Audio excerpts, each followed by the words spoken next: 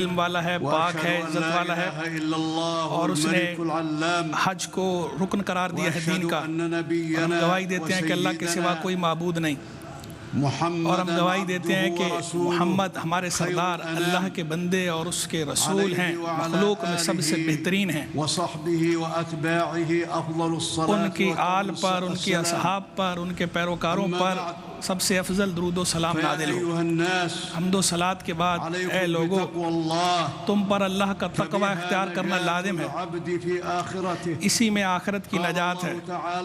اللہ تبارک و تعالی نے ارشاد فرمایا سورہ حج کے آغاز میں، اے لوگو اپنے رب کا تقوی اختیار کرو، بے شک قیامت کا زلزلہ عظیم چیز ہے۔ جب تم دیکھو گے کہ ہر حمل والی اپنا حمل جن دے گی، اپنا حمل گرا دے گی، اور لوگوں کو تم دیکھو گے نشے کی حالت میں ہوں گے، اور وہ حقیقت میں نشے میں نہیں ہوں گے، لیکن اللہ کا عذاب شدید ہے۔ اور اللہ کے تقوی میں سے ہے قیامت کی تیاری کرنا، اور نیکیاں کرنا، اور گناہ چھوڑ دینا، یہ تقوی میں شمار ہے۔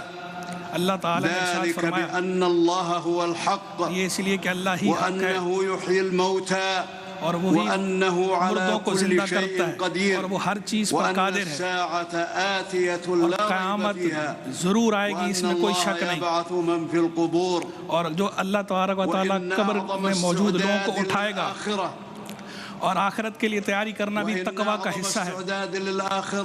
اور آخرت کی تیاری میں یہ بات شامل ہے کہ اللہ کی توحید اختیار کرو اور اکیلے اللہ کی عبادت کرو، اور اللہ کے سوا کسی سے دعا نہ مانگو، اور اللہ کے سوا کسی کی عبادت کیسے کی جا سکتی ہے کہ اللہ ہی نفع دینے والا ہے، اللہ ہی نقصان پہنچانے والا ہے۔ کیا ہی عمدہ مولا ہے اور کیا ہی عمدہ خاندان ہے۔ اللہ تبارک و تعالیٰ نے فرمایا جو اللہ سے شرک کرے تو وہ ایسا ہے گویا آسمان سے گر گیا، آسمان سے گرا اور اسے پرندے نے اچک لیا یا ہواؤں نے اسے دور دراز مقام پہ پہنچا دیا۔ اور اہل ایمان کا شعار توحید ہے، اللہ کی توحید اختیار کرنا اہل ایمان کا شعار ہے۔ اللہ سبحانہ وتعالی نے فرمایا تمہارا معبود ایک معبود ہے، تو اس اسلام لاؤ، اس کے حضور سر رکھو، اور جو اطاعت والے ہیں ان کو خوشخبری دو۔ اور وہ لوگ کہ جب اللہ کا ذکر کیا جاتا ہے ان کے دل ڈر جاتے ہیں اور نماز قائم کرتے ہیں، خوشحالی ہو یا تنگی ہو اس میں ہمارے دیو رزق میں سے خرچ کرتے ہیں اللہ کی راہ میں۔ توحید اور اللہ کے ایک ہونے کی گواہی دینا، اور یہ گواہی دینا کہ محمد اللہ کے بندے اور رسول ہیں، اور نماز قائم کرنا اور زکوٰۃ دینا اور روزہ رکھنا رمضان کا، اور بیت اللہ کا حج کرنا، یہ دین کے ارکان ہیں۔ اور اس کے ساتھ جو ہے وہ اللہ کے خوف کی وصیت بھی کی گئی ہے دین میں۔ اللہ تبارک و تعالیٰ نے فرمایا جو اپنے رب کے حضور کھڑا ہونے سے ڈرے تو اس کے لیے انعام کے طور پر 2 جنتیں ہیں،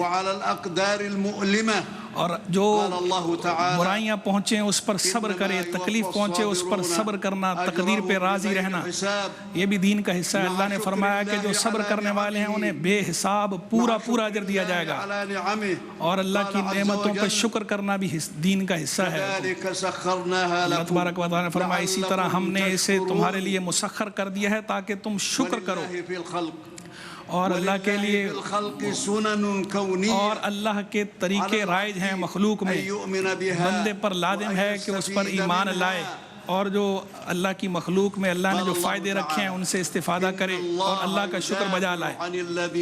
تو اللہ تبارک و تعالیٰ نے فرمایا کہ اللہ ان کے لیے اور بڑھا دیتا ہے جو ایمان والے ہیں، اور جو ناشکرے ہیں ان کے لیے یہ سزا ہے، اور بے شک اللہ قوت والا ہے، غلبے والا ہے۔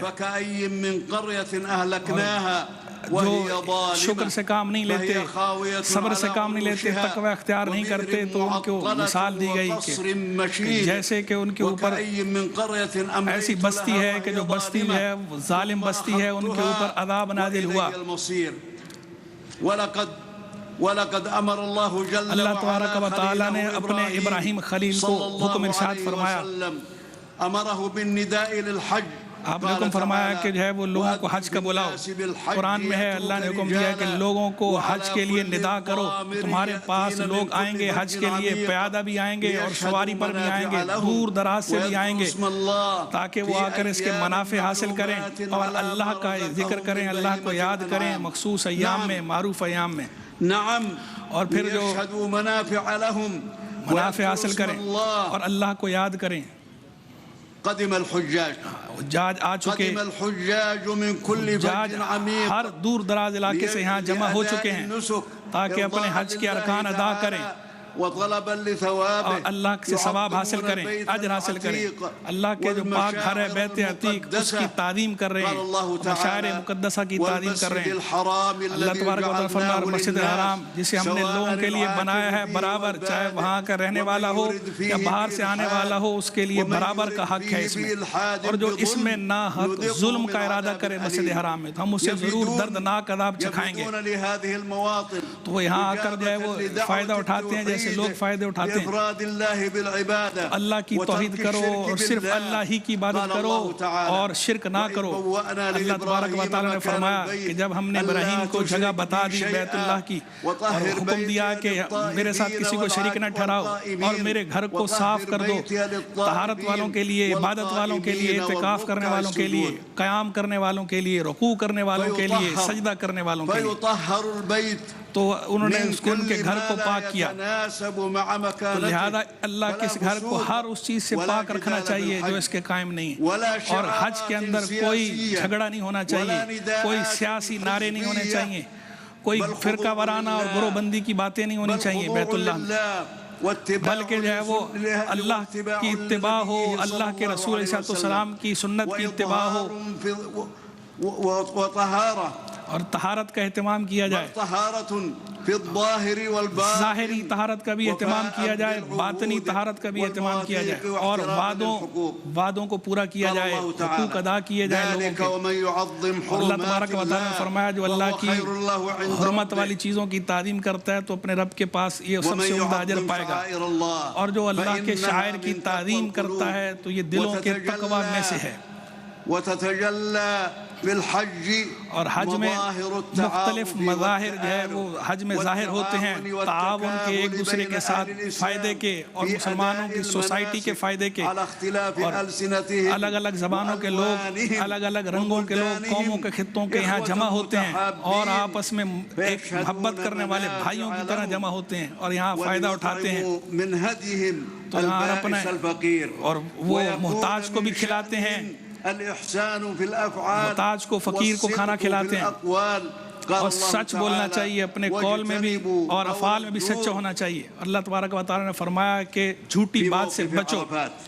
عرفات کے موقع پر, یہاں عرفات کے موقع پر اللہ تبارک و تعالیٰ اے حاجیو تم پہ اللہ تبارک و تعالیٰ فخر فرما رہا ہے فرشتوں کے سامنے. یہ بڑا عظیم موقف ہے, عظیم جگہ ہے جہاں تم موجود ہو, اور اسی دن کے لیے اللہ نے فرمایا تھا کہ میں نے آج کے دن دین کامل کر دیا اور تم پہ اپنی نعمت تام کر دی اور تمہارے لیے اسلام کو بطور دین کے چن لیا. تو اپنے نبی علیہ السلام کی سنت کی اتباع کرو. انہوں نے یہاں پر ظہر اور عصر کو جمع کیا اور قصر کے طور پہ نماز پڑھی, پھر اس کے بعد غروب شمس تک اللہ کے ذکر میں اور دعا میں مشغول رہے. پھر غروب شمس کے بعد وہ مزدلفہ تشریف لے گئے, جیسے کہ اللہ تبارک و تعالیٰ نے فرمایا جب تم جو ہے وہ یہاں پر قیام کرو, اس کے بعد عرفات سے جاؤ, اللہ کو مشاعر حرام کے پاس جا کر اللہ کو یاد کرو, اور وہاں جس طرح تمہیں سکھایا گیا ہے اس طرح اللہ کو یاد کرو. اور جب صبح کا وقت ہوا, صبح کے وقت عید کے دن آپ مینا تشریف لے گئے. اللہ تبارک و تعالیٰ نے فرمایا اس کا بھی حکم دیا ہے کہ وہاں سے پلٹو جہاں سے لوگ پلٹے تھے, اور اللہ سے استغفار کرو, بے شک وہ معاف فرمانے والا, رحم کرنے والا. تو آپ نے پہلے جمرہ عقبہ آپ نے رمی سے مار کیا, کنکریاں ماری, پھر آپ نے حلق کروایا, پھر آپ نے طواف زیارہ کیا. تو اللہ تبارک و تعالیٰ نے اس کے بارے میں حکم ارشاد فرما رہا ہے کہ اپنی نظریں پوری کرو اور بیت العتیق کا طواف کرو, اور آپ نے پرسکون انداز میں, بردباری کے ساتھ, باوقار انداز میں یہ سارے معاملات کیے. اور جو آپ کو ہدایات یہاں پر دیے گئی ہیں ان ہدایات کی آپ کو فالو کریں. وتجنبا للضرر اور والفوضى تاکہ آپ خود بھی نقصان سے بچیں اور دوسروں کو بھی نقصان سے بچیں. وتيسيرا لأداء لوگوں کی النسك. آسانی کے لیے مناسک آسانی سے ادا ہوں. يستحب الاكثار من ذكر بنا میں جو الله. مستحب ہے کہ بندہ کثرت سے اللہ کا ذکر کرے. اللہ نے فرمایا کہ جب تم اپنے حج کے مناسک ادا کر چکو تو اللہ کو ذکر کرو, ذکر اس طرح کرو جیسے اپنے باپ دادا کا ذکر کرتے ہو یا اس سے بھی زیادہ. اور پھر ایام تشریق میں جب تینوں شیطانوں کو کنکریاں ماری جائیں گی. والافضل البقاء الى اليوم الثالث. افضل یہ ہے کہ بندہ 13 ذوالحجہ تک بھی وہاں رہے, لیکن اگر کوئی پہلے 2 دنوں میں کر لے, تیسرے 13ویں کو وہاں نہ رکنا چاہے تو یہ اس کی بھی اسے اجازت ہے. اور اللہ تبارک و تعالیٰ نے فرمایا اللہ کو گنے ہوئے دنوں میں یاد کرو, اور اگر کوئی جلدی کر لے تو اس میں کوئی حرج نہیں ہے, اور جو ہے وہ دیر سے کرے اس کے لیے افضل ہے. تو یہ نبی پاک علیہ السلام کا طریقہ تھا. تو سفر سے پہلے اللہ کے محبوب علیہ السلام نے طواف وداع فرمایا. تو اللہ تبارک و تعالیٰ نے فرمایا کہ اللہ نے دین میں تمہارے لیے کوئی تنگی نہیں رکھی, اور یہ تمہارے باپ ابراہیم کا دین ہے, اور تم سے پہلے اسلام کا نام تمہیں عطا فرمایا گیا, مسلمان کا نام تمہیں عطا فرمایا گیا. اور اللہ کے محبوب علیہ السلام لوگوں پر گواہ ہیں, تم لوگوں پر گواہ ہو, اللہ کے نبی تم پر گواہ ہیں. نماز ادا کرو, زکوٰۃ ادا کرو, نماز پڑھو, اللہ تمہارا مولا ہے, اور کیا ہی عمدہ مولا اور کیا ہی عمدہ مددگار ہے. اور یہ بھی جو ہے وہ سعادت کی بات ہے کہ بندہ کثرت سے اللہ کو یاد کرے بالخصوص حج کے دنوں میں, اور یہ دعا کثرت سے بندہ کرے کہ یہ قبولیت کی امید ہے یہاں پر, کیونکہ حدیث مبارک کے اندر آیا کہ سب سے افضل دعا یوم عرفہ کی دعا ہے, اور سب سے عمدہ دعا وہ جو میں نے بھی کی اور مجھ سے پہلے نبیوں نے بھی کی, اور وہ یہ ہے کہ لا الہ الا انت. چوتھا کلمہ جو ہے وہ اللہ کے محبوب نے بیان فرمایا تھا کہ چوتھا کلمہ یہاں پڑھا جائے, جو میں نے بھی پڑھا, مجھ سے پہلے نبیوں نے بھی پڑھا. سب سے افضل دعا یہ ہے لا الہ الا اللہ وحدہ لا شریک لہ لہ الملک والحمد وهو على كل شيء قدیر. اس کے بعد تکبیر کی جائے, اور جو ہے وہ اللہ تعالیٰ جو تکبر اختیار کرے اللہ کی عبادت سے تو اللہ تبارک و تعالیٰ اسے دوزخ میں اوندھے منہ ڈالے گا. اور جو یہ دعا کریں کہ اللہ ہمیں دنیا میں بھی اچھائی عطا فرما, آخرت میں بھی اچھائی عطا فرما, اور نار دوزخ سے بچا, تو اللہ تبارک و تعالیٰ انہیں عطا فرمائے گا جو انہوں نے کیا اس میں سے انہیں حصہ ملے گا, اور اللہ جلدی حساب کرنے والا ہے. تو صلہ رحمی کرو, اے اللہ ان کو مغفرت فرما, ان کے گناہ معاف فرما, یہ اپنے علاقوں کو حاجی لوٹیں تو سلامتی کے ساتھ لوٹیں, اجر کے ساتھ لوٹیں. اللہ ان کو اتحاد اور اتفاق کی دولت عطا فرما, مسلمانوں کو اتفاق عطا فرما, مسلمانوں کو اور اسلام کو عزت عطا فرما, ان کے حالات کی اصلاح فرما, اور انہیں کلمہ حق پر جمع فرما, اور مسلمانوں کے تمام امور کا کفیل ہو جا, اور ان کے دینی اور دنیاوی تمام امور کی اصلاح فرما, اور ان کے تمام امور کی کفالت فرما, ان کے دینی دنیاوی تمام امور کی یا اللہ کفالت فرما. رب العالمین اے اللہ توفیق عطا فرما. اب خادم الحرمین شریفین کے لیے خطیب حج دعا کر رہے ہیں. محمد بن عبد العزیز وولی عہدہ الامیر محمد بن سلمان, خادم الحرمین شریفین کے لیے خطیب صاحب دعا کر رہے ہیں, دنیا و آخرہ, اور ان کی خدمات کا تذکرہ کر رہے ہیں.